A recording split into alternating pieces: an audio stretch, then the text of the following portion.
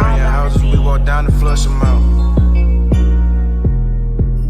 We don't play it with these guns, Welcome to the baby. Hearts of Men podcast, a journey into the depths of men's hearts where courage meets vulnerability and wisdom embraces integrity. In a world that often measures a man by his outer achievements, this podcast dares to explore what truly defines a man of character. We unpack the challenges and triumphs that shape men's lives, bringing to light stories of resilience, compassion, and unshakable faith.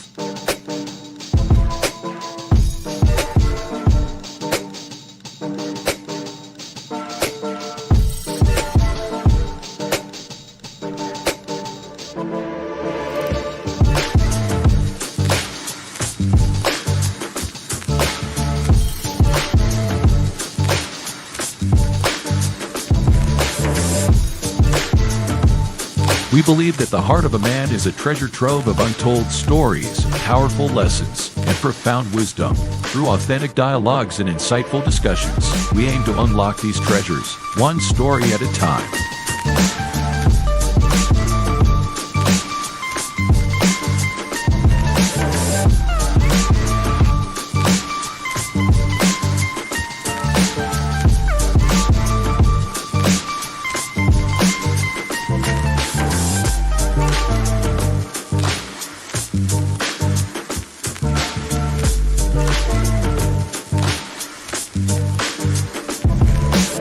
So, whether you're seeking guidance, inspiration, or simply a moment of reflection, you're in the right place.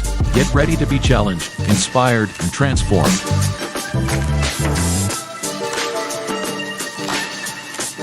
And now, to guide you through this journey of discovery, please welcome your host, a visionary leader and a true catalyst for change, Dwayne Dwyer, but we affectionately know him as the Mindset Coach.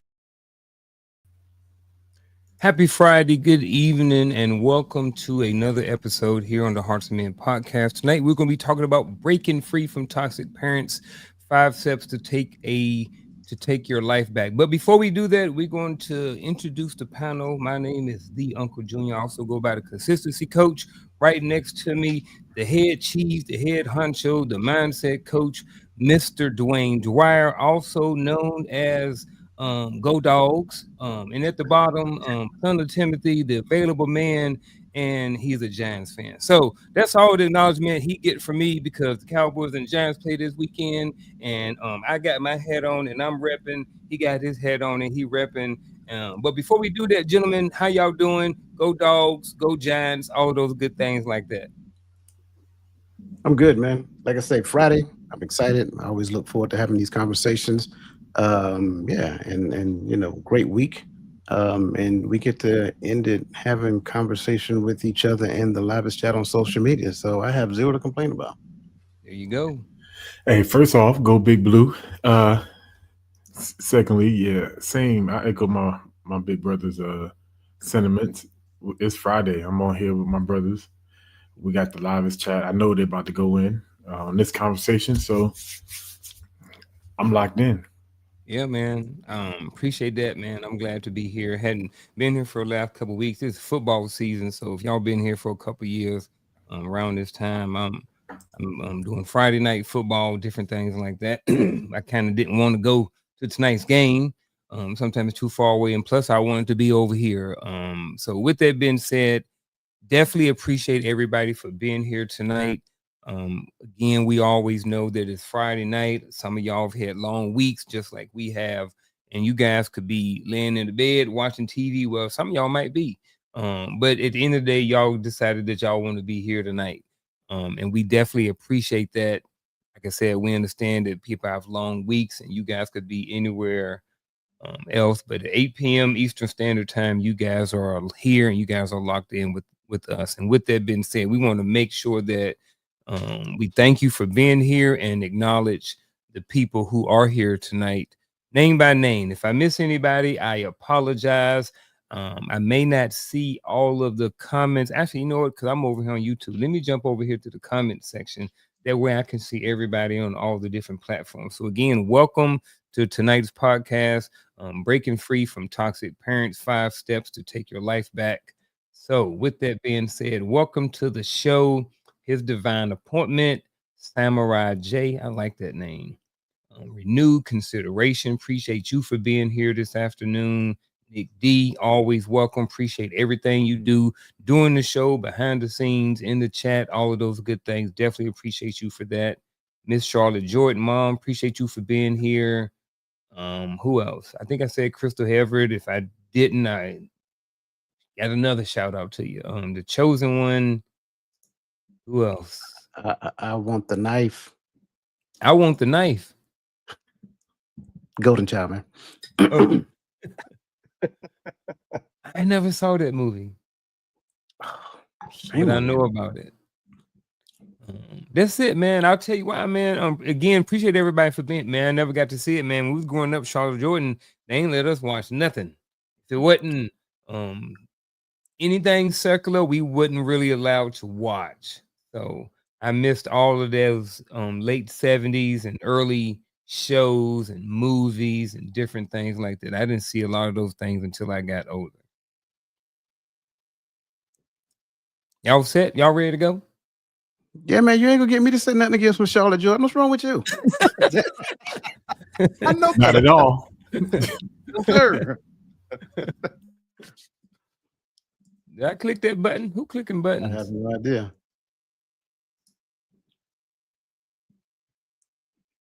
I don't think it's me. Oh, here we go. It might have been me. Hey, so at the end of the day, I do not have a opening monologue or anything like that. So again, we're talking about breaking free from toxic parents. But before we do, I want to get started with a couple of definitions. One of the things I want to talk about is manipulating parenting, and that is the use of guilt, fear, shame, or control to get children to behave in ways that serve the parent's needs rather than the child's growth. And I will say what makes it kind of stand out right here to me, definitely want you guys' opinion on this definition, is the parent's needs rather than the child's growth. So what do you guys think about this definition? We cool with it? Right. So moving up, ish. What we Ish. talking about? Because the definition focuses on the child's growth, which gives the impression that manipulative parenting end when the child becomes an adult. Wrong. I like that. I like that ad. I like that ish. That was gonna be my first question when you asked your first question. What was that? Were we limited it to childhood parenting? I don't think so. Well, absolutely. I will say I don't think so. I'm going to say a hard no. We're not limited to child parenting, adult parenting as well. Yeah, so I'm with Coach on this one then. Yeah. All right. The next definition that we have up here is emotional blackmail. So emotional blackmail, when love, approval, or affection is withheld unless the child complies with demands.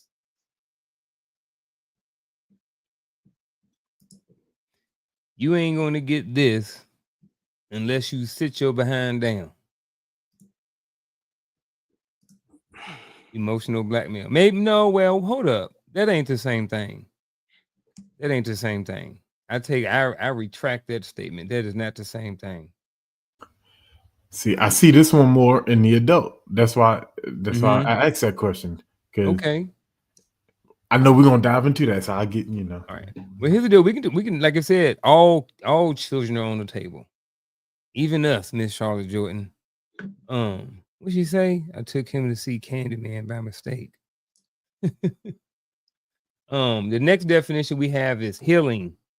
Healing, excuse me, the process of recognizing, unlearning, and replacing toxic cycles with healthy boundaries and self-awareness. I can go with that. But definitely more to follow. Yeah, especially with the unlearning part. I think that's part of it, but not all of it. Definitely the unlearning piece. All right, I'm cool with the definition. Y'all ready to jump into the first question of the night? Let's do it.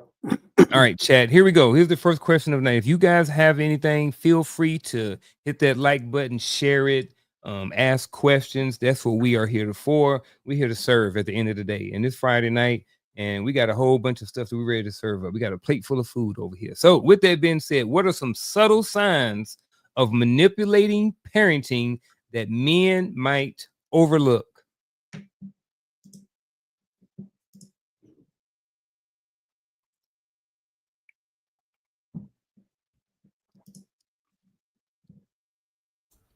Where's my Jeopardy music at? Where's that button? I don't know. Because you said that men might overlook. So it is.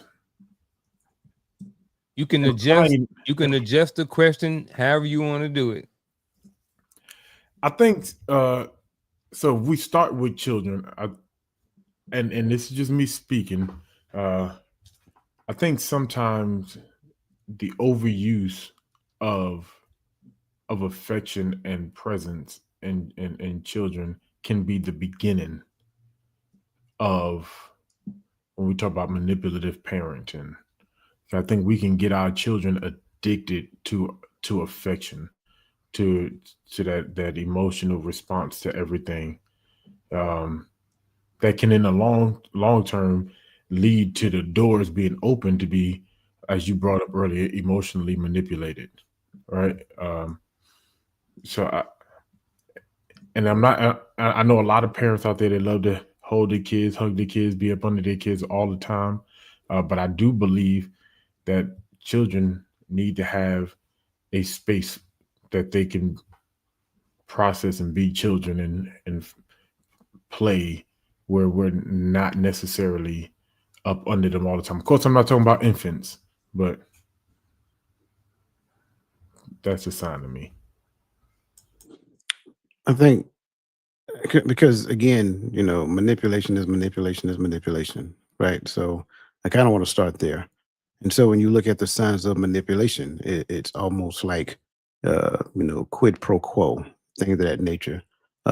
If you do this, then you can get that, right? But then some people say, well, that's like a reward-based system, right? But by that same token, if it's a reward-based system, are they doing it for the reward, or are they doing it because they actually respect you as a parent?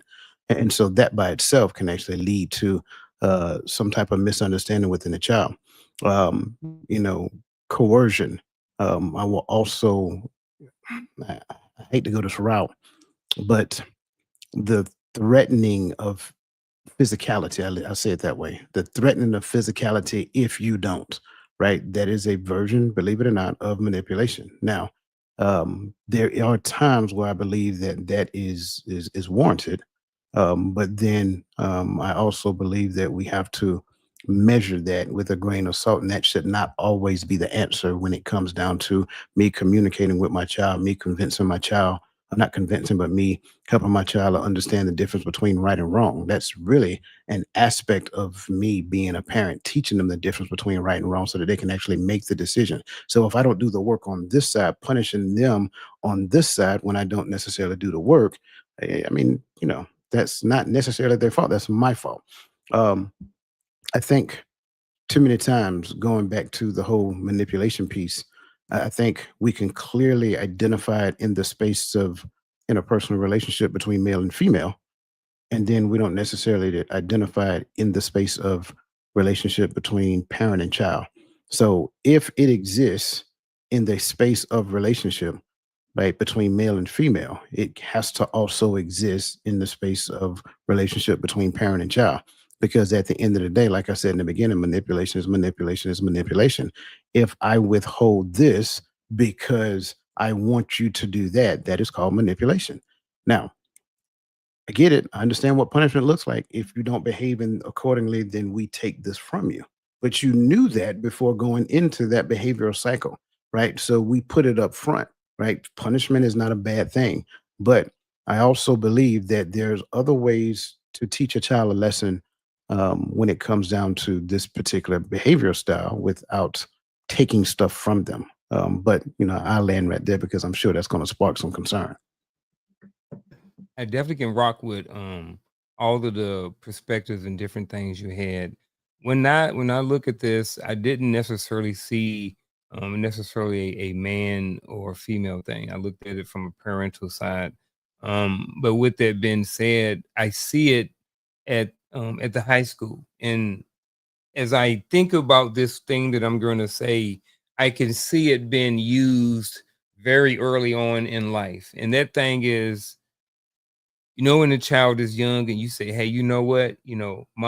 Grandma went to, great grandma went to Georgia. Grandma went to Georgia. Daddy went to Georgia. Uncle went to Georgia. Now, when little baby growing up, he in third grade. What? And somebody asked, hey, little Dwayne, what you gonna do when you grow up? I'm going to Georgia. And I'm not saying that it's wrong, but I see that. I see that in the high school where kids, have been manipulated to think that they have to go down a certain path. And the reason why one of the key words in this question was the word subtle. And I think that's a very subtle way that parents manipulate sometimes, is that they put in their head, in the kid's head, what they want them to do and how they want them to what their outcome is.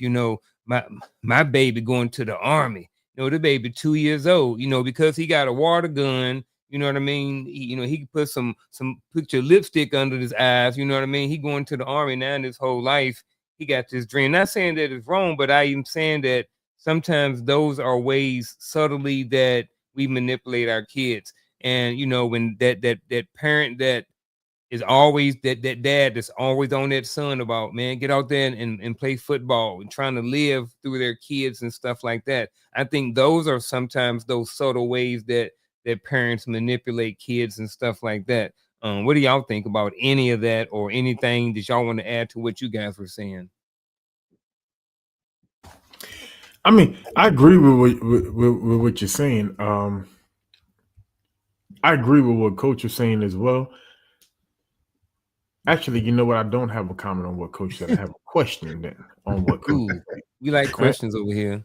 Because it's not that it brings up a concern, right? Because I'm not really the type to get concerned. I ask questions because my thought process goes, if what you say is true, then what about this? Like, how do we full circle this? So for me, I'm listening to Coach. I'm listening to you talk, and I'm thinking in my head, well, in that spectrum, because manipulation is manipulation at all times, then are we saying that not all manipulation is quote unquote bad manipulation? I think to make that assumption would be far reaching. For something to not be manipulation, it has to be something that takes place. Something has to take place on the front side of it, right? So it's like saying you have a job, the parameters of your job. They make you aware of the things that you should and should not do, generally when you get that job. So when you step out of line of that job, now you've opened the door for them to exercise some degree of punitive action according to that job. Same thing applies to parenting. If we talked about it up front, I shared with you the difference between right and wrong. When you step into the realm of wrong, the first time might be a conversation, a stern talking to, but the continuation of it, like, you kind of asked for it. You kind of, went into the realm of that. My concern is that when we do not have the conversation up front, when we do not teach the difference between right and wrong, when we allow the internet to teach our child the lessons that we were supposed to be teaching, but we fail to do it, when we look at the amount of time that your child spent in front of a video game as opposed to sitting down talking to you so they can learn from you the difference between right and wrong, then in that aspect, now you want to punish, but you fail to parent. That's kind of like my perspective when it comes down to it. So, and so what I'm thinking about, right? I'm thinking about in the training stage, right? Now, of course, as I don't spank little babies, right? But we've all been pop pinched, or got our attention grabbed somehow, some way from big mama, auntie, somebody when we were small. For me, that was always a redirection tactic, right? You get the pop, that was a redirection tactic.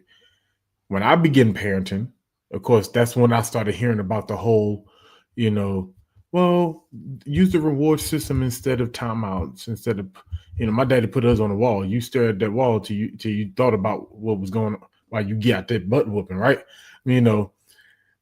But it was like, oh, instead of doing that, or instead of putting them on timeout, or instead of popping them or spanking them, try the reward system.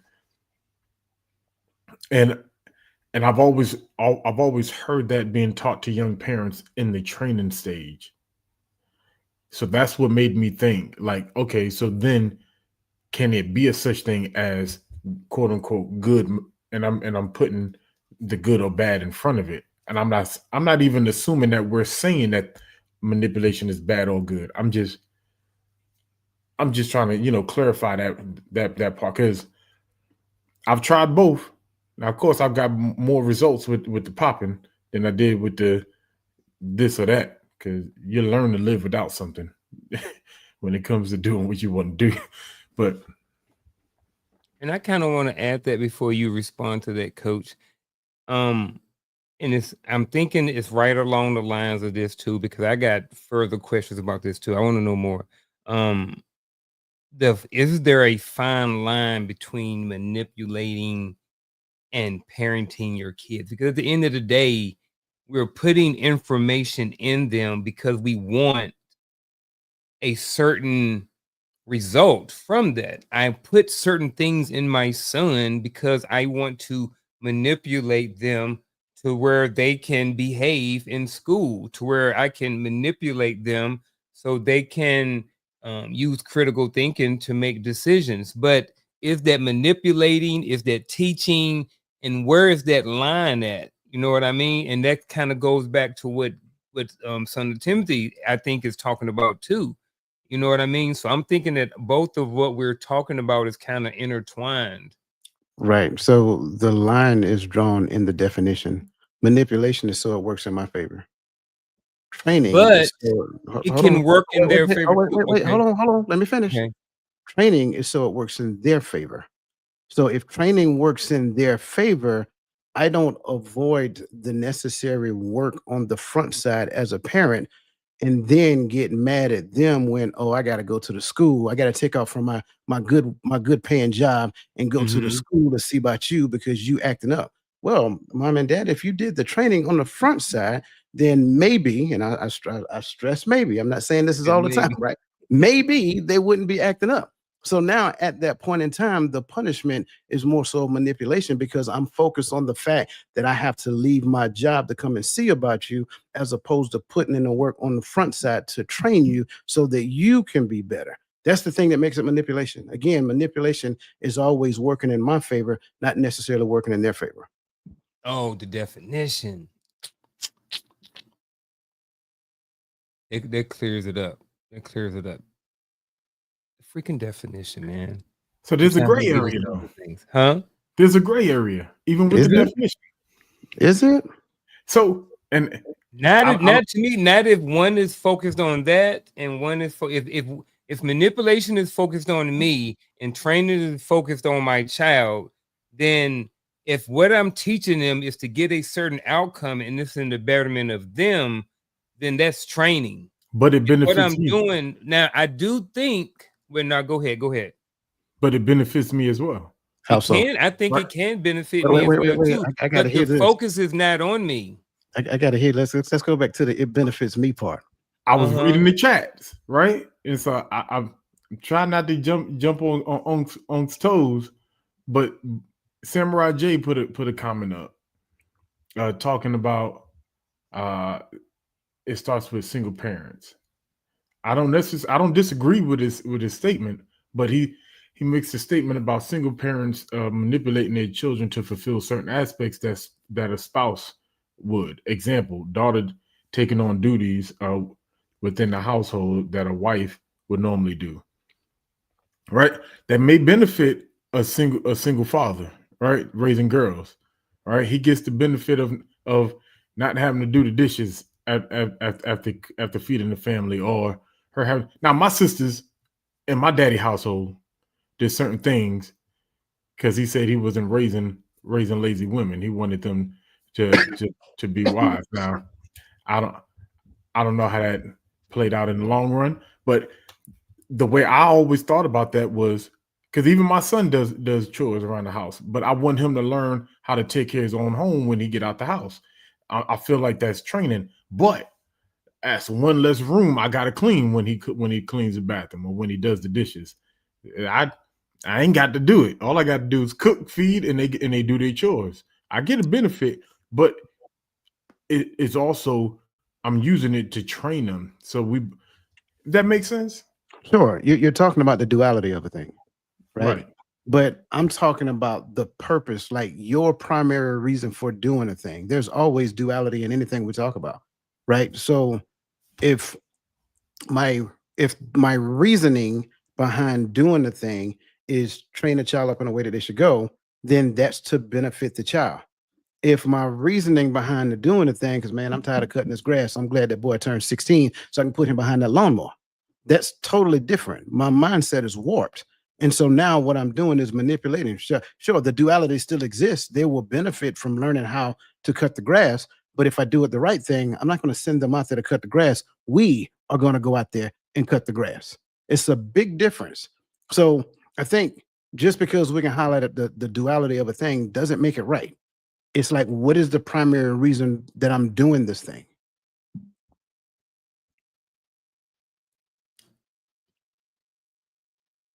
All of that came together. And I think, again, one word, simplicity, duality. Because I was looking at it the same way, like Gaddy was saying, like if I'm training my child to do what they're supposed to do, hey, make your bed, get your school clothes out. I'm teaching a lot of good things that are going to benefit, but it is also benefit me. But like you said, that's just the duality of it. That's just because of this happens, then this automatically happens. If they clean their own room and they're learning, they're training, that's one less room I got to clean. So I see it because you said duality. It's the duality of it. Yeah, I like that. I like how we Yeah. it. And I think, I can't remember who mentioned, I think His Divine Appointment mentioned it previously. And that was kind of like the flow of what it got to. I think she mentioned I think it was her and Miss Charlotte Jordan mentioned when I'm sorry, I'm still in Samurai Jay's thing. It was Samurai Jay and Miss Charlotte Jordan mentioned when a parent puts a child in a spouse role in the household, right? You the man of the house, but you 12 years old. So that's a whole different realm of confusion. That's I would say confusion. We have a question from Miss Verlene McCoy. Verlene McCoy, appreciate you for your question. The question is this, gentlemen: what if a situation is the father not taking care of those things, and the son has stepped up to the plate, and the dad sees that things are going better with the family with him in control?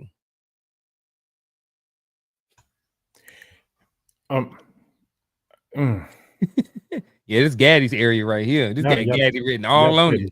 Y'all petty.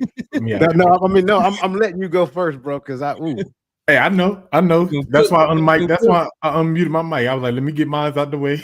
It's some other things. It's a lot going on right here. Right. And so, to be fair, I feel like when I see comments like this, that there's a scenario in mind of the writer. So please make no assumption that we are envisioning the same scenario, right? When we read it. So for me, the way I'm seeing this, right? Because I make this statement a lot. Because what I couldn't stand back in the days, I still can't stand it. I just don't care no more. I couldn't stand that on Mother's Day is all about the mothers. We praise the mothers.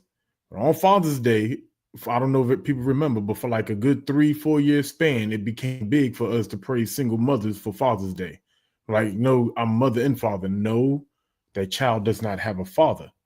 And that's just simply what it is. Now we have to learn how to navigate life as that. Whether or not the mother pushed the father out the life, whether or not the father quit, whether or not the father is incarcerated or whatever, you're not mother and father. That child is just void of father at the moment. And we have to be honest before we can even start to take an approach towards working. How do we go forward? When you think that you're mother and father, you think that you're filling a void. You're not filling a void. There's still a void. And that son cannot fill that void no matter what duties he takes on or whatever you want to say. He doesn't have enough. He doesn't have enough life. He's 12, 13 years old, whatever the case may be.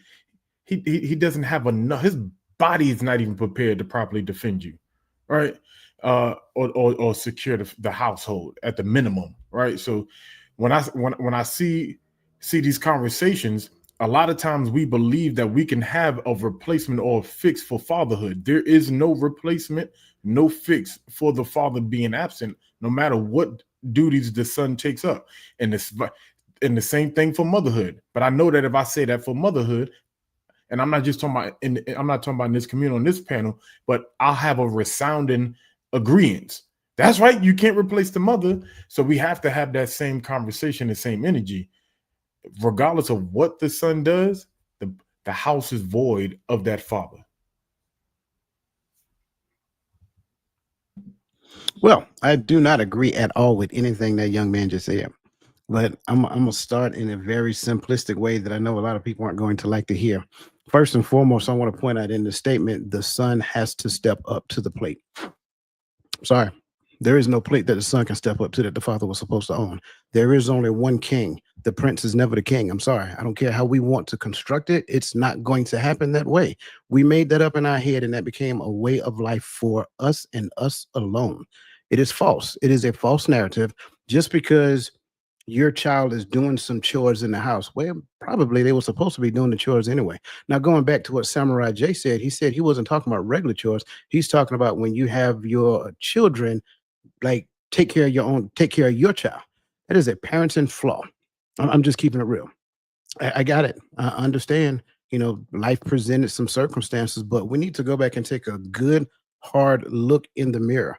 And this is why I always say people rush to the finish line too much before they get to the point of understanding who they're getting in relationship with.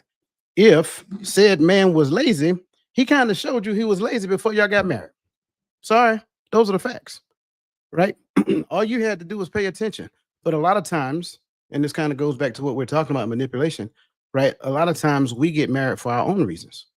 We don't even look at the reason for marriage and understanding what the entity of marriage is all about.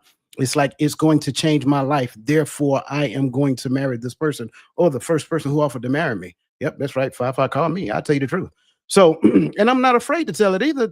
I'm that person. I despise when people try to tiptoe through the tulips when it comes down to telling the truth. Telling the truth runs the risk of offending somebody if they choose to be offended. But at the end of the day, we got to go back and identify the things we did wrong all the way as far back as we can look at it. I go back and identify the things I did wrong as a parent, and Lord knows I did enough of them, right? So as a grandfather, my goal is to help my son not make the same mistakes that I made. That's my desire. Now, whether he listens or not, that's up to him. But that's the thing we need to understand. There is nothing that a male child can do to replace that father in that house. Just because he does a chore does not make him the man of the house. Just because you respond to him trying to make him the man of the house, that does not make him the man of the house. Again, let's go back and look at what we did to put that child in a compromising situation, because at the end of the day, what I'm doing to that child is I'm pitting him against his father, and I don't even realize it. Yeah, there's a lot going on with this, man. I definitely like those perspectives. If I was on a sliding scale, I would probably slide closer to Coach on this one. And the reason being is because, like Coach said, is you look at this situation, talking about the son stepping up to the plate, like like you said, in many cases, we knew what that man was a long time ago. A lot of times people show you who they are, and then we don't want to believe them. And then we believe that, we can put icing on a turd and eat it. And it just don't work like that. You know what I'm saying? So it's like, it was something else that I saw in there too. Oh, here's one. My fault. It was another thing that I thought about too, was I think that in this situation, they're all adults. I'm thinking that the son in this situation is out of the house. and this is just me, this is how my mind working. I'm thinking that there's a mother and then there's a father, an older couple. Let's say they're in their 50s or their 60s or whatever. And dad is not doing what he's supposed to do, or maybe even younger. And the son is helping out in the household and he stepped up to the plate. He's helping out with bills, he's helping with food and stuff like this. And dad is sitting over here like, man, my son doing all of this other stuff and I'm not doing it. He doing it better than me. My thing would be to the dad is, why are you in the situation where why you ain't already on the plate? Why are your son in the situation where he have to step up? You know what I'm saying? So again, it's a lot going on in there that we don't know about. So at the end of the day, we all kind of sort of speculating, but that piece right there that we're not speculating about is the part when we go back to the beginning and somebody picked this guy, and those signs more than likely were there in the beginning. And that's just my 2 cents on it. And I want to be clear. I don't. My response wasn't directed at any person, because Correct. what I would tell you is I seen a lot of that when I was younger. I witnessed a lot of that when I was younger. You know, you were being raised in a situation to where you did not want to be in. I'm being transparent. I'm telling you what I've seen.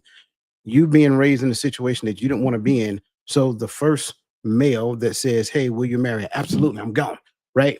But at the end of the day, you didn't take the time to really learn who this person is and so forth and so on. And then you got in a situation, you had a child from that person. And now what ends up happening is that this person's running the street and you stuck with raising child, boy child at that. So it's like, yeah, I get it. Did I have to do chores in the house? I absolutely did. Right. Do I regret doing those chores? No, I didn't, because it taught me some things I needed as an adult. Right. But can I say that it was done out of necessity or out of training? I can't, I don't know. Right. I think to make a decision would be speculative at this state, but nonetheless, the duality of it worked in my favor. So that's why I'm saying what I'm saying. I don't want to, again, it's not directed at any one person, but we have to get to the point till we recognize that no one can replace the father and no one can replace the mother. I don't care if we found somebody else that was willing to take care of that child as if that's their child. That stepfather is not their father. And whoever is in that stepfather position, they need to be willing to reintroduce that child to their father at a certain point in time, because I think that's the right way of doing things. I don't disagree with anything. And for the record, me personally, I think me and Coach said was saying same thing. It was just two different angles led to the same conclusion to me. No one's replacing the father. If the house is void of a father, it's void of a father. Nobody's playing both roles. All right. The kids can't replace the roles, mother nor daughter. But so I don't want to use the word the problem I have, because, well, yeah, the problem I have, because I guess you could say it's a problem, is that when we start to, it sounds like cycles now to me. And so it always brings up the question to me, like, how do we address it here? Because true enough, especially like as Coach, you used the example that, you got grown and you took the first man that said, "Will you marry me?" I said yes, and I ran, and he showed you who he was. That is completely true. And a lot of times it was missed, especially in the generation of us who were raised out of the crack epidemic era, right? That is definitely true. Sometimes marriage, relationships, whatever, were our escapes. But then that's cycles. That's cycles. And we continue the same cycles, but it looks different now. Now, because that generation, daddy, you remember the crack epidemic, daddy was either in prison or on the streets doing something for the most part. So we saw these narratives of children stepping in to help the other parent raise the little kids. And I saw a single father had his daughters picking up the little kids, staying at home. They had no child life. They were raising their younger siblings, right? I've seen it, but I feel like, how do we address it in the present? Because it's an issue now that is a part of the makeup of who we are, and it's like, how do we address these things? I think this is why we end up on these endless race war arguments all the time, is because yes, go talk to somebody so we could deal with this trauma that we dealt with growing up. But now, how do we address the cycle now? Because I don't have no disagreements in anything we said. I just it's the cycles that has continued. Now, how do we kill that cycle today? And what I want to add to what Gary is saying, just like it goes all the way back to what we were talking about previously. Where did the cycle begin? Parenting. The cycle always begins with parenting. So it's not that we're saying one generation is completely flawed compared to another generation. If that's what you're hearing, then I ask you not to hear from that lens, because that's not the lens we're talking through. It always begins with parents, whether it is manipulation or training. If training happened, then you won't be so quick to run from the nest, right? That's the thing that happens, because at the end of the day, you should understand that your parents have your best interest at heart, and they're trying to help you to create a plan for your life. But if that didn't happen, I am running, because at the end of the day, I can see that, man, I'm seeing all these other folks, and these folks got parents that is really helping them build infrastructure in their life. And right now, the only thing I'm doing is sweeping, mopping, and cleaning and changing diapers and all that other good stuff. And I ain't got no kids. So I need to go. And I get that. So that's why I say it's not so much as about blaming or pointing fingers or anything of that nature. It's going back and understand where the cycle began. We can look at certain errors and say, okay, this may have happened, but let's go back and understand why it happened, how it happened, and then change it that way, and recognize that parenting is the foundation. And don't get me to start talking about climate and culture. Parenting is the foundation of cultural development. But until we get that, we're going to look at it from the wrong perspective.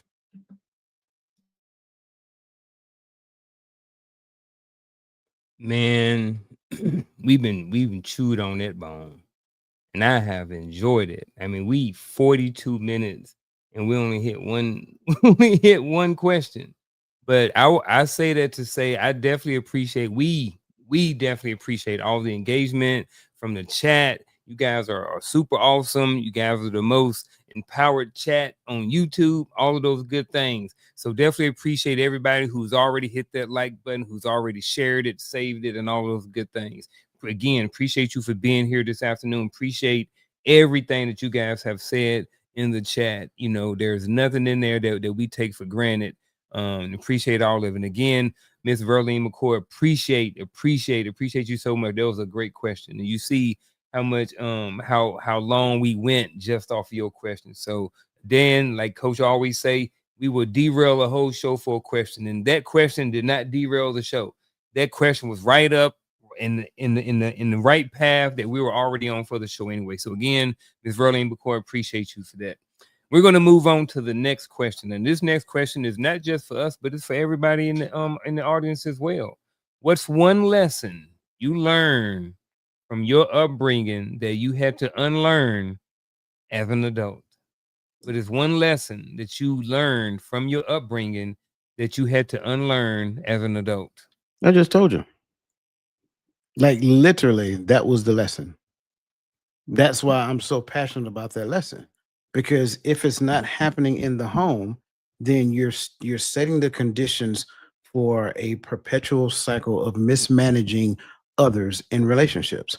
So what you end up doing is you find a situation, and then you manipulate that situation for as long as that situation allow you, and then you either get out of that situation and get into another situation, and you manipulate that situation, then you get out of that situation and into another situation, and then you become a serial dater, because you have no earthly idea that you are the root cause of the problems that you're experiencing.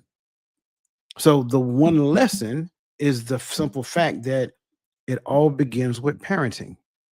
And if, and I'm just being transparent, if we can own it as parents, we can own the mistakes that we made as parents, be transparent with our children to help them to understand, like, hey, I didn't do everything right. Right. So I want you to understand that. And if you're open to it, I will share some of the areas where I did not know. Right. But now I know better, and I desire for you to know. If you do that, then I think that changes the aspect. You can't fix the past. That's the key. You cannot change anything from the past. So your exertion of your presence does not fix the mistakes you made in the past. That is the biggest misconception that we have. However, owning who you were in the past, owning the things that you made, owning the decision that you made, that's totally different. And then from that, that puts you in a position to where you have an integrous relationship with that child. Man, I was hoping you kept talking because I was thinking, boy. No, because, and I know that this is a parenting conversation. So my relationship to parenting is a little bit different. Everybody on here, yeah, and I've been transparent down through the years about, what my life looked like as a child. And a lot of times my parents were not involved, especially from the age of 12 on. My mother went to rehab. They wouldn't let us stay with our father so much, so a lot of it was, I would say, if there's a lesson I learned from being a child, as an angry child growing up, was that I didn't have to be angry about the past or about the past experiences. I had to learn from them and mature through them. That was, to me, that was one of my lessons, that I learned a lesson that a lot of people did not have to learn. Right? I don't know what those lessons are at the time, and to this day I'm still learning from those lessons. I'm still figuring out things about life that I only can see because of the perspective I have from what I've gone through. So that was the one I wouldn't say I unlearned. I had to, well, I guess I would say I unlearned being angry about whatever happened to me, but instead learned how to use it to become a better version of me today, tomorrow, and every day going forward.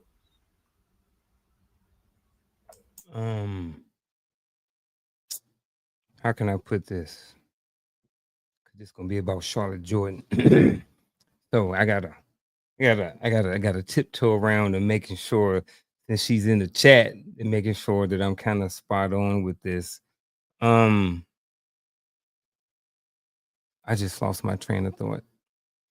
Darn it. Maybe I wasn't supposed to say it. Man, come on, man. I wanted to come back to me because I thought it was a good talking point. Coach, can you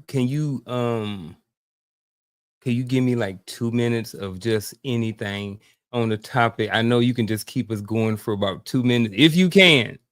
Why, to see if this thought will come back to me, because either one of y'all, because I think I got something there, but I just want to make sure that I think I need to write it down. Translation is coach talk too much. So now it's no. No, I think there are lessons, and I'm just being transparent when I say this. There are lessons that are taught to you, and there are lessons that are learned through observation. And unfortunately, the most difficult lessons that you learn through observation, it's going to make you, number one, be totally transparent about the individuals that you're observing. And again, you have to get to the point in your mind, right? And I'm talking about me, because this is what I had to do. You have to get to the point in your mind to where you had to learn the lesson, but not blame the person. I'll say it again. Learn the lesson, but not blame the person. Once you get to that point as a young adult, once you get to that point of recognizing that the lesson was available for you to learn, and the best part of learning the lesson is that you can still have love for the person that you learned the lesson from. I think that's the thing that kind of helps you to mature in a space and exercise compassion because of the things that you may know that person didn't know at the time. Did that help? Absolutely, I got it now. All right. So, growing up, I've talked about it on here, Coach's Corner, another podcast, and so I grew up, and off and on, my dad suffered with substance abuse, and I remember growing up. I remember my mom, strong, very strong. She suffered a lot. She went through a lot. And that's why I don't know, like, her level of forgiveness was way up there. The stuff and the things that I saw her forgive my father for. There's no way. I don't think I could have done that until I became older. And what I did was I forgave over and over and over and over and over again. And it wasn't just me, but in my marriage, I stayed a lot longer because of I saw my mom being so strong and doing, staying in there, incident after incident, thing after thing, this go wrong, the ebbs and flows of marriages, her being young, a young parent, different things like that, taking on a lot of responsibilities. I took on a lot of that. I stayed in the marriage way longer than what I was supposed to. Not saying that her level of forgiveness is equal to my level of forgiveness, and her journey is definitely different than mine, but I saw my mom forgive and forgive and forgive. Whatever that was, I took that into my marriage, and I forgave and forgave and forgave. And I know some of that was me not being the man that I am today, but I do think some of that over forgiveness I may have gotten from home because I saw my mom, and then that's what we got in the church as well. Forgive, forgive, forgive, forgive. Stay with your husband, stay with your wife, no matter what. So because that's what they were getting from the church, that's what they were doing in the home, and that's what I picked up, and that's what I took into my adulthood, and that's what I used in my marriage, that no matter what, you stay together regardless of what's going on. You guys stay together. And for some people, people will have different perspectives about that. And even as I'm talking about it, and I've been talking about it, I see it both ways. I do think that I know that forgiveness is a great thing. Forgiveness, we're all supposed to be forgiving, but that line between, well, what I'm saying is you can still forgive, but you don't have to deal with all the stuff that goes along with it. So I don't know. I say all that, I guess, to say that that's kind of some of the stuff that I picked up. A strong woman who was willing to do any and everything for her kids and her family, to the point to where you forgive and forgive and forgive. And then again, like I said, I think I picked up a lot of that stuff, and I took that into my marriage. And like I said, I think I stayed way longer than what I was supposed to. But I definitely would like you guys' perspective on that, because I don't know if I'm way off, especially with the forgiveness piece, because we're supposed to forgive. You know what I'm saying? But, on the outside looking in, I'm just like, man, wow, like, man, you should have left a long time ago. But that wasn't my marriage. That wasn't my call. That's between Charlotte Ann and Boss. That's my dad's nickname, was Boss. So that was between them. So if y'all have any perspective about that, I'd definitely like to hear it. Anybody from the chat, Charlotte Jordan, I see you in there. So if you got anything you want to add up to it, please feel free to do so. I think the only thing I would jump in on is, I think sometimes when people listen to podcasts, they could take everything we say as an absolute, right? So what Unc said was correct for his marriage. I do believe that there can be a time to leave and to walk away. But it don't mean that if you tune into this and your marriage is rough, you just need to leave and walk away because it got rough. You don't know his whole story. You don't know why he specifically left, what took place. I do believe in a certain aspect of the long suffering, right? When we talk about marriage, because all marriages go through rockiness. All marriages go through hard times. You can be best friends today, but there's going to be a moment where he or she going to get on your nerve. All right. That don't mean you stayed longer than you were supposed to just because you heard that. And I just want to put that out there. So, when that time comes, when you feel like it's time to walk off, it is okay to go to talk with someone and identify what's going on ahead of time. Because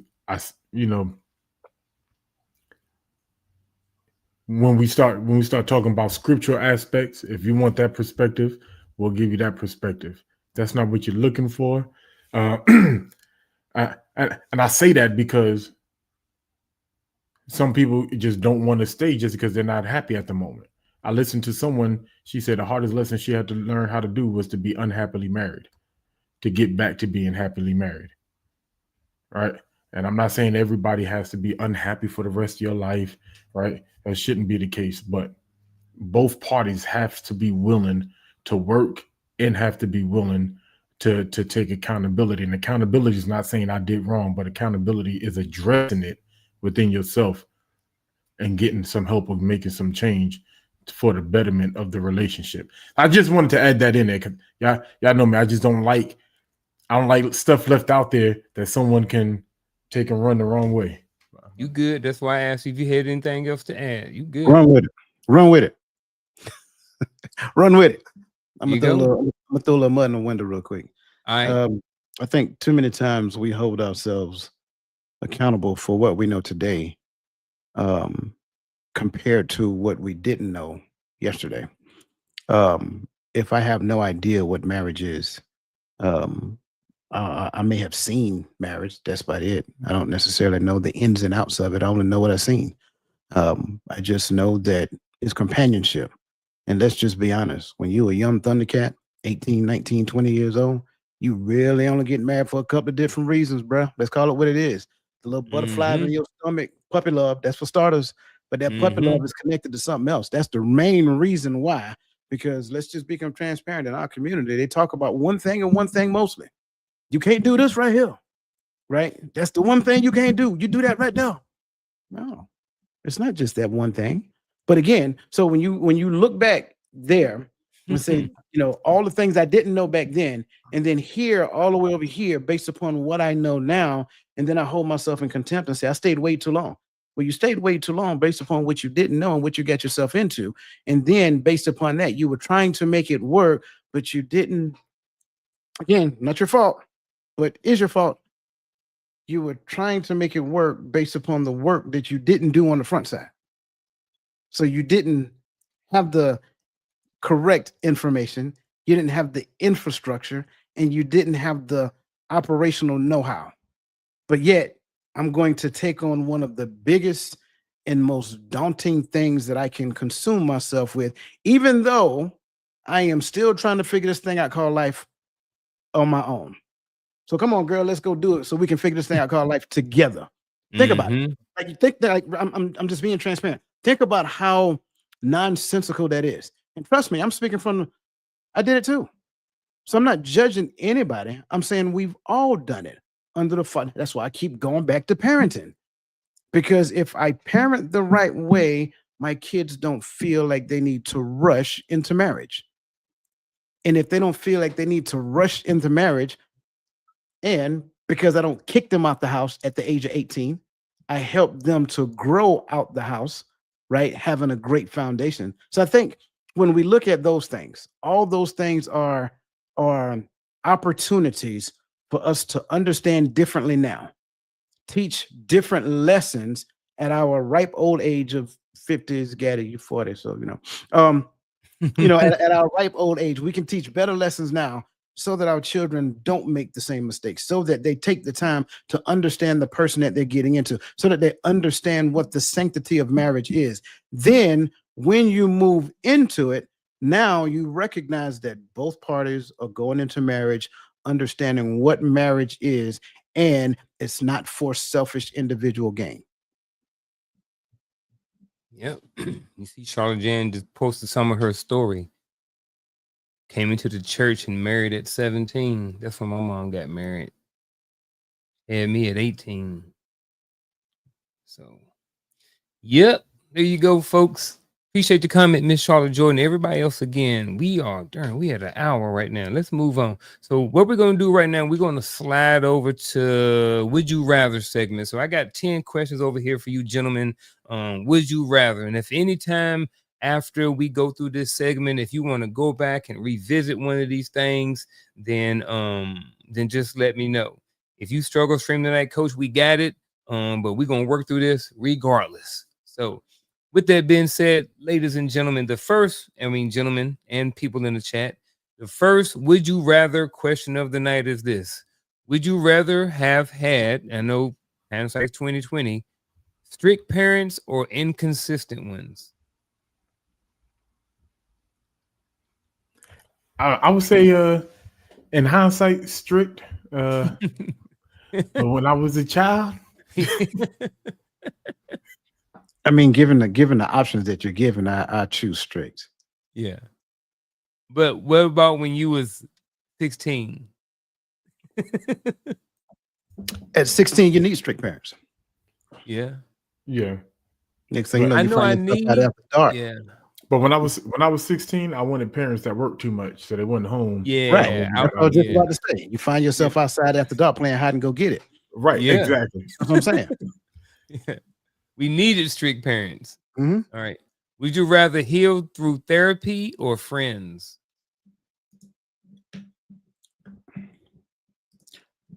If I'm answering this honestly, I would say therapy.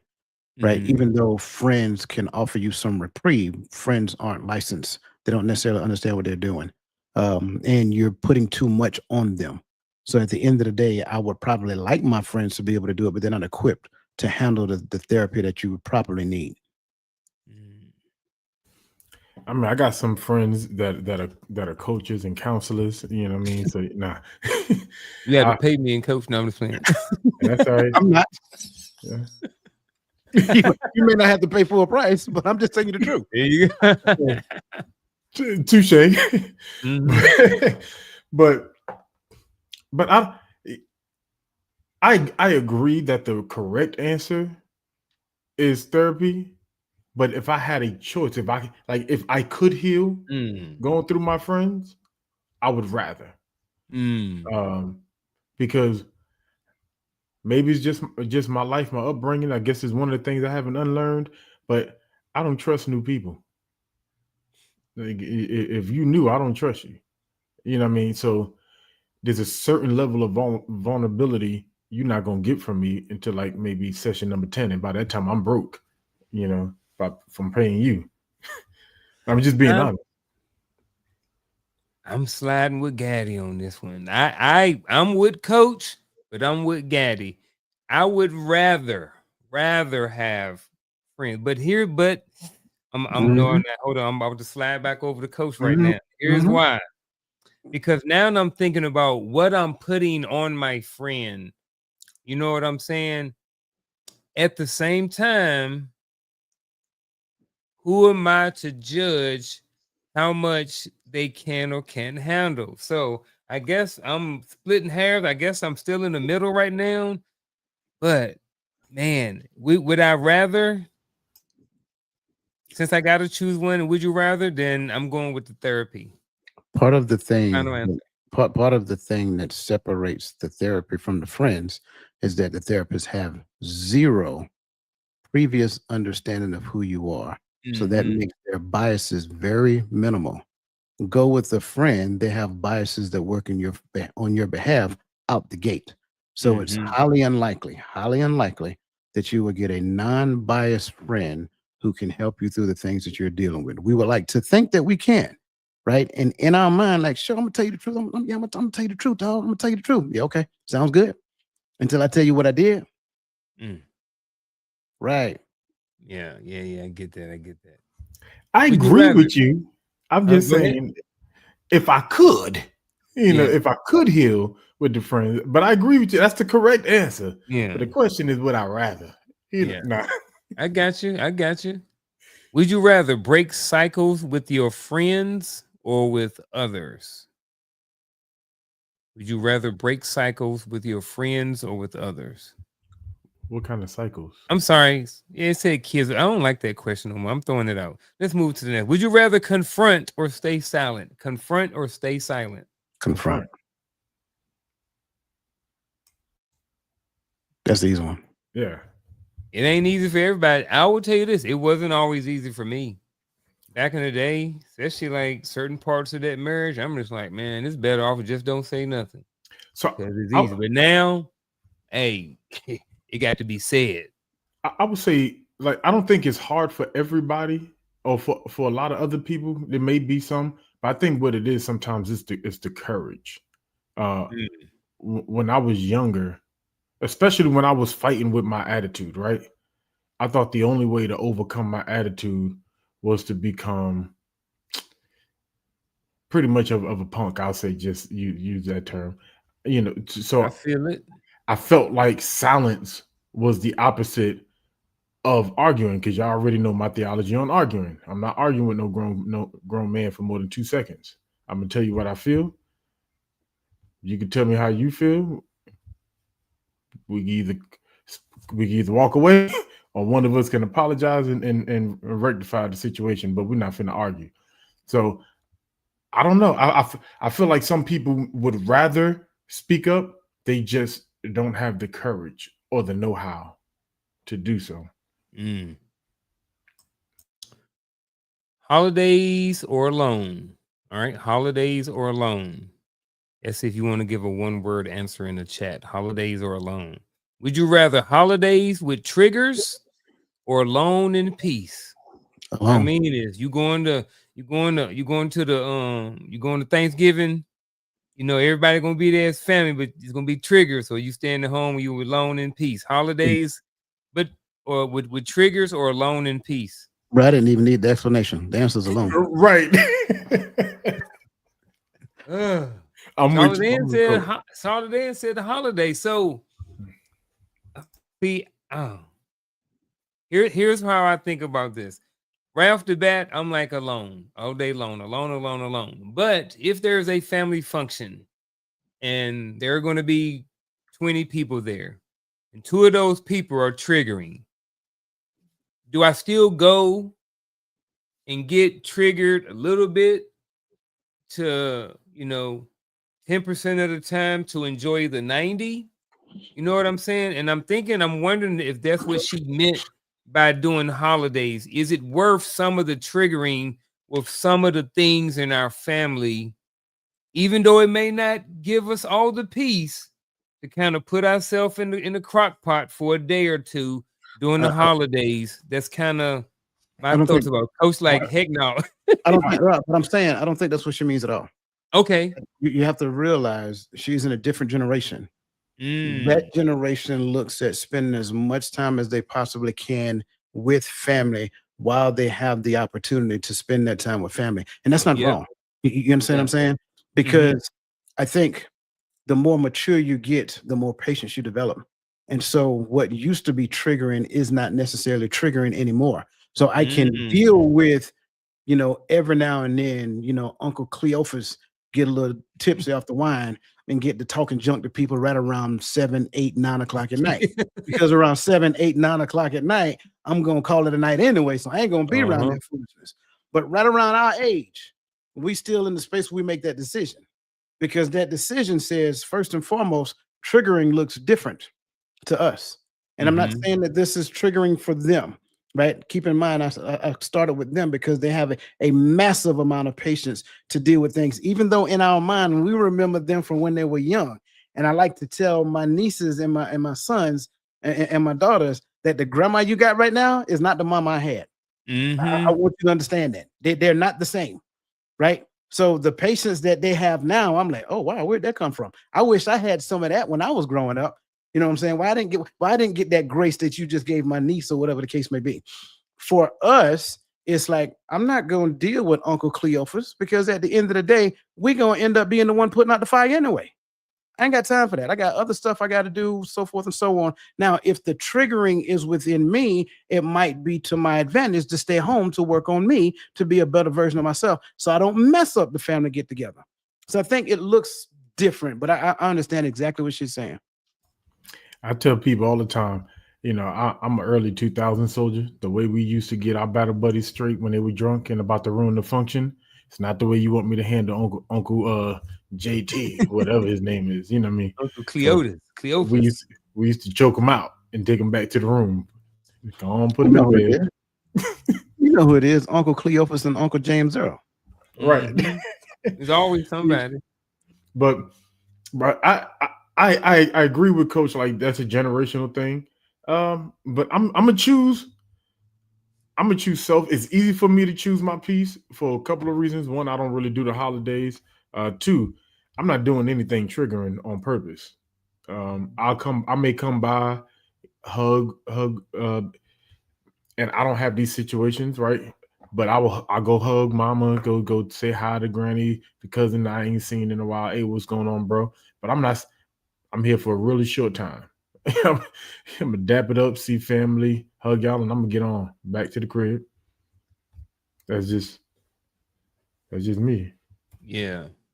I get all of that. And coach, definitely appreciate you for shining light and kind of clearing that up, because I get that. That makes a lot of sense. You know, different generations, different things.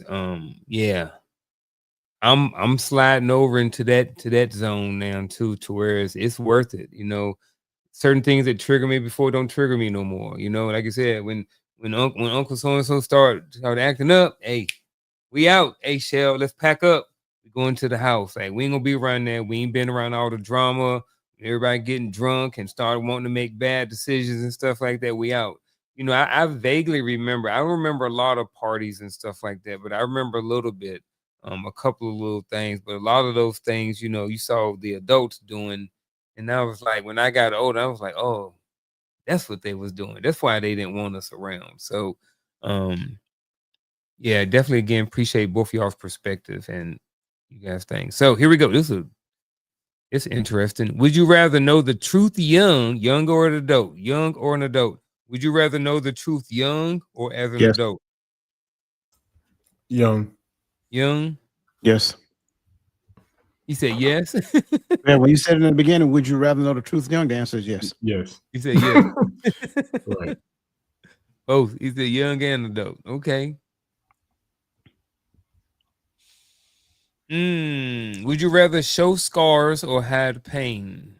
Scars. Show scars or pain? hide pain. You said Scars. scars. Yeah. Yeah, I'm scars now. You know, and I think that's a level of maturity too. I think back in the day, I'm like, man, I ain't telling you nothing. I'm keeping everything in. I'm hiding everything. Now I think showing of the scars, there's a story that comes along with those scars. You know what I'm saying? And sometimes those stories and lessons learned from those scars can be very beneficial to someone else. So I'm definitely going with the scars on this one. Would you rather forgive quickly or hold boundaries tight? I don't like that. Yeah, I don't like that being the other option. I don't see them being mutually exclusive of one another. Yeah. Yeah, I'm taking it out. At all. Yeah. Ooh, so this would you rather choose peace or choose family? Peace. That's the same question as last time to me. Uh-huh. Yeah. It is. It's the holiday question. I like that. Man, I like this one. We had more thoughts than this too. Sheesh, man. We only had 2 questions. Let's slide down to the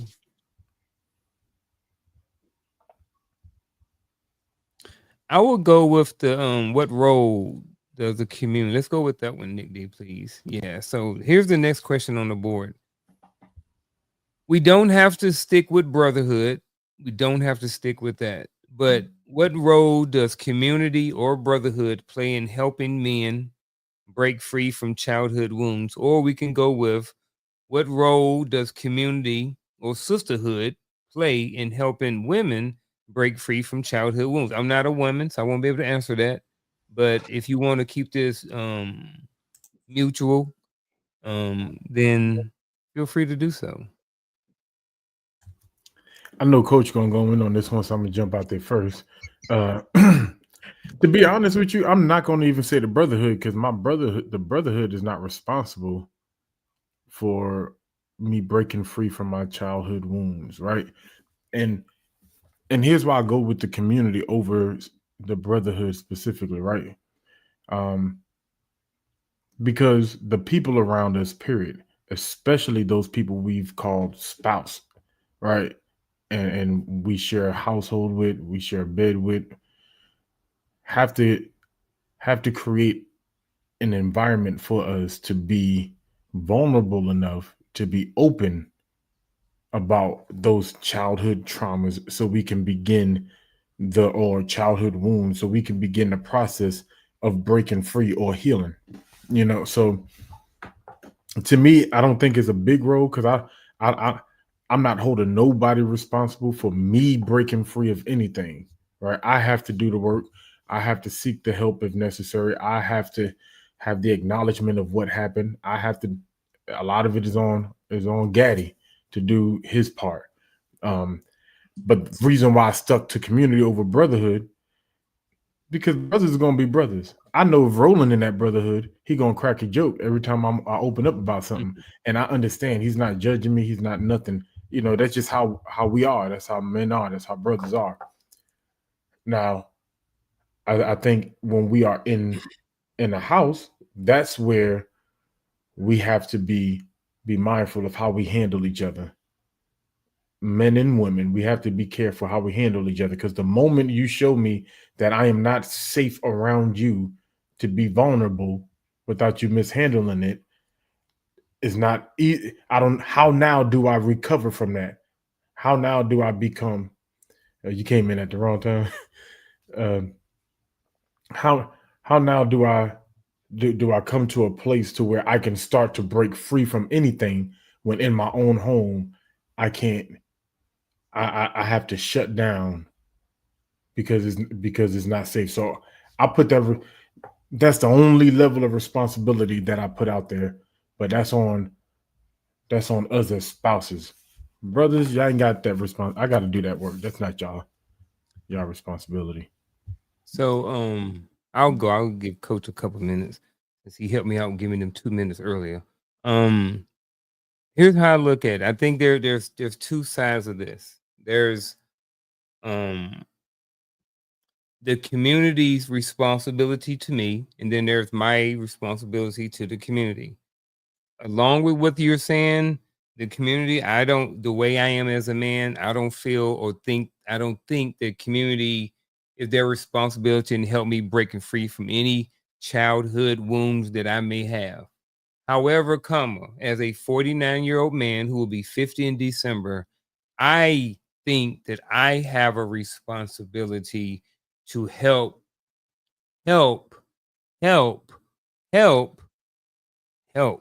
men break free from childhood wounds. I can't change them, but what I can do is I can get with my brothers and create podcasts and create content that someone can listen to and learn from that may be able to help them break free from those childhood wounds. So on one sense, this is just me.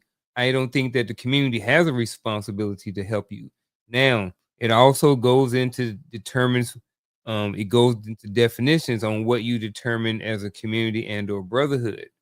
I look at you guys as part of my community and part of my brotherhood. You know what I mean? And the whole iron sharpens iron thing, I'm here for you guys. I want to be able to pour into you guys any information that I got that may be able to help you. And at the same time, I am here to receive at the same time. So maybe I'm contradicting myself, and maybe the brotherhood responsibility is to pour into me too. And I think that's where I might want to stick at. Maybe it is my brotherhood's and community job to pour into me, because I should have maybe or maybe not some expectation that if I'm around Coach and Gaddy, that we should be benefiting from each other. If every time we get on the show, Coach the only one got lessons learned, Coach don't ever learn nothing from us. I'm not saying good, bad, or different. I know Coach is here to serve, and it don't affect him. But in a sense, with brotherhoods, we all should be, in a sense, bringing something to the table, and that's what has helped develop us as a community and or brotherhood in the first place. So that's kind of my thoughts on this. I think I changed my perspective as I was speaking too. Okay, you shaking your head? No. Why's that? No, that was me. My technical difficulties was happening just now. Look, I can't talk about nobody technical difficulties tonight. I don't know what AT&T got going on, but we need to have us a talk. I'm impartial on this particular question, and I explain to you why. I think for me, when it comes down to community, I may view it different than a lot of people view it, and that's okay. I think the foundation of the community is the family. I think that's where we struggle with community because we have a disjointed perspective of family. So, because our disjointed perspective of family exists, now we have a disjointed perspective of community. Until we recognize that part, then we don't necessarily believe that the community plays a part in anything. Let me say it the right way. It's just like going to the bank. I can't expect to make a withdrawal out of the bank if I never made a deposit. A lot of us want the community to pay me, but I've never paid the community. I should have made so many deposits into the community that when I need to make a withdrawal, the community is busting at the seams to help me out. I think that's it. I think a lot of times we don't make withdrawals from the community when we need to, we make it when we want to. So when we look at this, what role does the community? I'm going to eliminate the notion of brotherhood because I don't like segregating when it comes down to brotherhood, sisterhood. Push that aside. We need to stop doing that for starters. We need to focus on community. Again, I don't have a family with pure men in it. I don't have a family with pure women in it. So we need to stop doing that. That's part of our concern right there when it comes down to community. What role does the community play in helping men break free from childhood wounds? By helping them to understand that those wounds never should have been there in the beginning. Men in the community, for young men who have those wounds, are part of that group that will listen to those young brothers and pour into them, not because they're older, not because they're quote unquote smarter, but because they know that young man. They seen that young man being raised. They understood that they once went to try to talk with that family about helping with that young man, and that family probably was too prideful to receive any help from the community. So when we talk about community, we need to really peel back the onion. Stop being so infatuated about what we see on TV or so infatuated about what we want community to look like. And we need to go back to the author, the one who gives the vision for community to exist, not the vision that we're trying to create in community, but the vision for community to exist. Like I like that you said that, which is why I went back and leaned on spouse, right? Because what starts the family, right? Husband and wife. That's the core of building the family. That can open up a lot of more conversations, which you're not. But I like that you went. I was pointing out to somebody the other day. I can't remember where I was. It was in the New Testament. I think I was reading about Zechariah and Elizabeth, and you saw that she was in the outer court. And where was he at? He was in the temple working. That was so. It's not like he escaped to go hang with the brothers, and she went to go hang out with the sisters and do all of that. She was in the outer court of the temple while he was in the temple working. They were together, and I think what we don't realize, and Coach, when you said it, it just jumped right in my mind when you started talking about this brotherhood, sisterhood. That is the core nucleus for bad behavior. The sisterhood and the brotherhood. All we do, we come together and we justify bad behavior amongst each other, and then wonder why we can't come together and agree on what a man and what a woman is supposed to be in a home. Is because we over here siding with each other simply because of our anatomy. And that does nothing. Or that's all we do. We just, oh no, man, but we men. So that's why we look at things. No, it was wrong because it was wrong. The woman, it was wrong because it was wrong. And I don't really see that accountability being taken when we're in a one gender grouping. No. And I like y'all perspectives on that. We're gonna do again, folks. Thank y'all for being here. We're gonna wrap it up here shortly. We got one scenario question, and then we're gonna jump into our final thoughts, and then we're gonna let you guys go on and enjoy the rest of y'all weekend. With that being said, here's the scenario: a man has a parent. So this is a real life scenario. Somebody I know, somebody I've definitely talked about and talked to about. So, hey, there you go, coach. A I got man mine has a already. parent, huh? I got mine already. Well, he already got his answer. Here we Yeah. go. A man has a parent who's always guilt trips him about not calling enough, even though he has a busy life, busy family life, which means this guy's probably old and got a wife and kids or something. With the healthiest way to respond? What's the healthiest way to respond without falling into guilt? You know, you can call me too.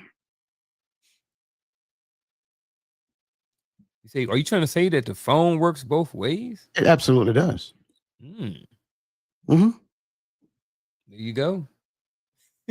Coach, it was short. That's it. Yep, 5 words. The phone works both ways. I swear I was starting right there. I swear. I Because start the reason, in there. and yeah, the only reason why I don't have a good callback habits is because when I first joined the military, I first moved away from home, I was always initiating phone calls, calling everybody, calling back if they didn't answer. They weren't available, I called back. I knew they started learning their schedule so I can call during their time. Then I started realizing when I went to the field, I came back, I ain't had no missed calls. Something started clicking. Oh, they think the phone only worked one way. And then when I didn't call, I started getting messages. Oh, so you don't know nobody no more?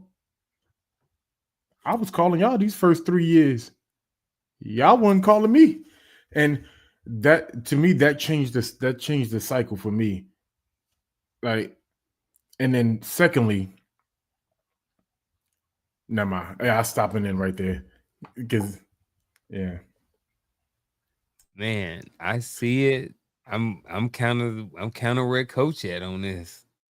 Man, it phone work both ways. Like, look, and then nowadays we take these things everywhere. You know, before we kind of had an excuse when you had to, call ATT and call people collect and stuff like that. Nowadays, all you gotta pick that joke up, and I know you got it. You got it with you all day long. People nowadays, they ain't living without it. So if I'm trying to figure out why you want me to call you every day. You see, I got a whole family over here, and what don't you have going on in your life to where you want me to call you every day? Where your man at? You should already have your man. That's what I'm just saying. I don't even get into the conversation about who you got in your life. I feel like we can compare schedules any day of the week. Mm-hmm. Any day of the week. And I'm not trying to say that what you're doing is meaningless. That's not what I'm saying. Mm-hmm. Right. But at the end of the day, if the end state is talking, then don't be so proud to pick up. Don't be so proud that you can't pick up the phone. Yep. I think that's part of the issue that we see going back to this conversation. A lot of ego exists when it comes down to dealing with your adult child. Pick up the phone and call the child. I promise you, they'll be happy. Oh, great. Look who called me today. They'll be excited to talk to you. Yeah. Because in their mind, the only time they talk is when you initiate the phone call anyway. Yep. Dang, he owned it with that one. 100%. Ladies and gentlemen, what we're going to do right now, we are getting ready to transition over into our final thoughts, and then we're going to be out. And I am going to start tonight. Y'all ready? Here we go.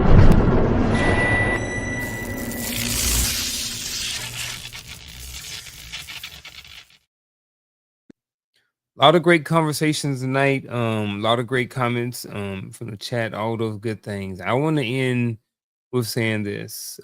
Sometimes we may not always know,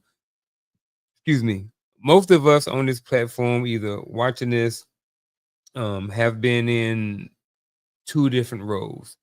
Some of our lives we spent as parents, and some of our lives we have spent as children. Some of us are still in both of those dual roles.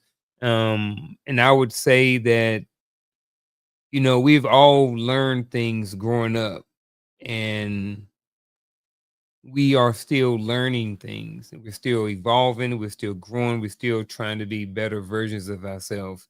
And I would say to anybody out there who is in a toxic or manipulative relationship with your parent, to really, or a child, to really look at why the relationship is what it is. And Coach said something earlier, and he just talked about looking at the person in the mirror. Why is it that that relationship is toxic?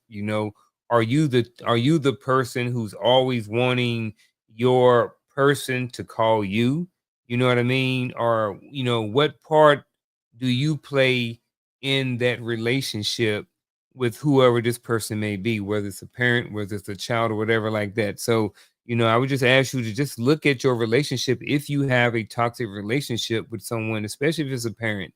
Some of us, it seems like we're in our 30s and our 40s and 50s and stuff like this, and some of our parents are in their 60s and 70s and stuff, and their time is coming, and then ours is right after them. So what type of legacy, we can go back to watch some shows about that, what type of legacy do we want to leave behind when it comes to who we were as a person and who those people are? So that's kind of my 2 cents and my final thought for this evening. And we're gonna slide over to the next person. Man, I love this conversation. Thank you, Unc, for the questions and this topic. You went in on this. I would say when it comes to parenting, especially when we talk about manipulation, I see it a lot in adults. We hear the arguments, we see the videos, whatever the case may be, but there's no void in your marriage or lack thereof that your child can replace.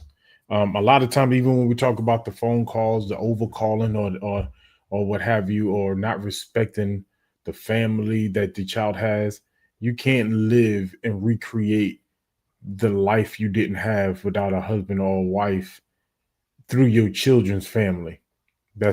Let them live theirs. Be a mentor. Be someone they can call when they need advice, right? Let them know the things that you did right that you didn't do right, so that they can avoid those mistakes. There's some things I believe that when we have the proper relationship with our children as parents, when they grow up, they won't necessarily have to relearn all the mistakes that we did. That's only because there's this level of hyper independence that we put on our child. When you're 18, you're a man, get out. When you're 18, you're a girl, get out. And it's almost as if they don't have you to lean on going forward. So instead of manipulate them, help them learn these life lessons, be a mentor to them so that they don't have the same cycles that your generation had in marriage and when it comes to relationships. So we can do better. I think when we start talking about ending cycles, I think we're already, killing some cycles.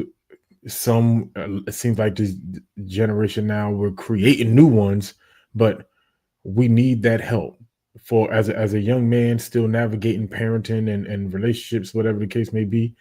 I wish my mother and my father were still here to give me sound advice. I wish they did give me sound advice, right? But if you're there with your adult children, be that. They need that.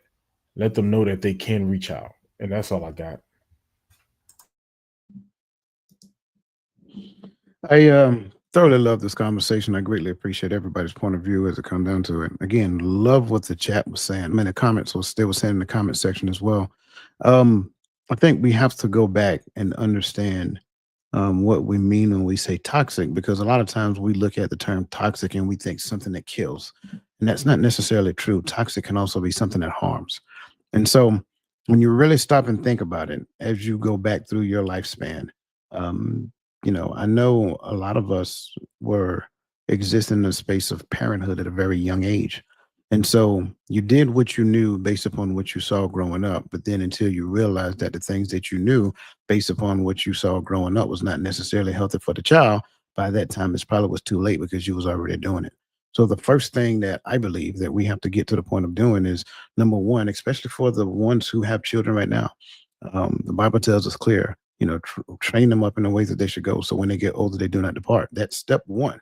Like, we have a responsibility to train that child, not because it makes it easier for me, but because it is for them to develop professionally and personally. Then when they get older, what you want to do is give them responsibility as well. That way, that's part of the additional training. Training should not look the exact same way when they're in their adolescent years as it does in their teenage years. So give them some responsibility so that they can grow in that training. When they become adults, stop acting like they're still children. Let those adults be full-grown adults and exercise the decisions that they're supposed to make in their adulthood.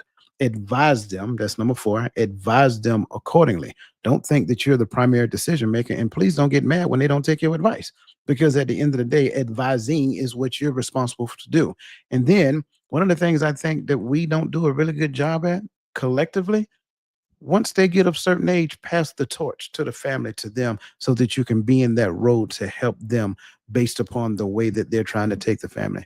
And that being said, that is my final thoughts. Definitely appreciate everybody's perspective, all the conversations here tonight. Definitely super shout out for the snap forward, but to the chat for everything and every single letter that was typed in there tonight. Definitely added a lot of great value to this conversation tonight. So really appreciate you for that. Gentlemen, do you have anything else before we roll up out of here? Again, and appreciate you guys for staying with us for an extra couple minutes. Definitely appreciate that. Y'all got anything else? I will share. And we talked about it in the comments on Tuesday, but look in the show notes. The show notes is where we extend value beyond the stage, right? Crystal Everett has written her book and has been published. Actually, she's done 2 of them, to be honest with you. So that's what we do in the community. We support. So mine is on the way. One of them came today. The other one will be here on Monday. So check the show notes and find her book. And again, it's 2 of them, and one will link you to the other one. So don't be shy, don't be bashful and shy. Let's go and support our sister and let her know that we appreciate all of the efforts that she's done. So just want to share that. What's it called? I'm looking for it right now, so I can buy it. Life Lessons.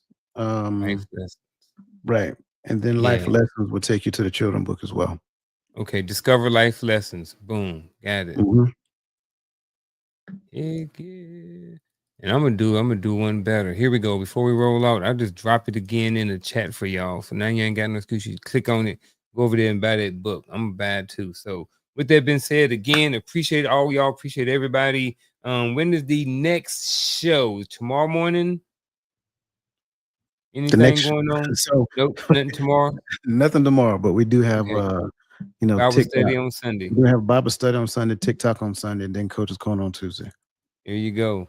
Bruh, look, I'm telling y'all, if y'all missed Coach's Corner last week, I know some of y'all saw it. Y'all had ended. Look, that was a good one. Y'all see part 2 of it this week. So if you didn't see part 1 of Coach's Corner, go back and watch it, because part 2 is going to be this Tuesday. So with that being said, everybody, again, thank y'all for being here. We are out.